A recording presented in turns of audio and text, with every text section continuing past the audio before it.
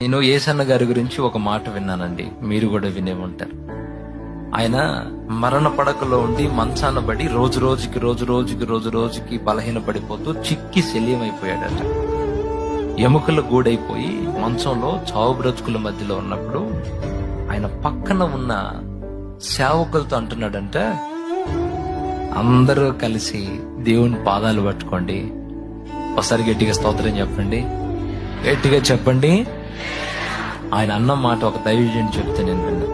అందరూ కలిసి యేసయ్య పాదాలు పట్టుకొని ఒక్క అవకాశం ఇవ్వమని కోరండి. ఈ ఒక్క రౌండ్ నన్ను బ్రతికించమని అడగండి. ఈసారి లేచానా రాష్ట్రాన్ని, దేశాన్ని ఒక్క ఊపు ఊపాలి మరొకసారి. యేసయ్య కొరకు కదిలించాలి ప్రాంతాలని, సాతాను కోటలు కోల్చాలి. అడగండి.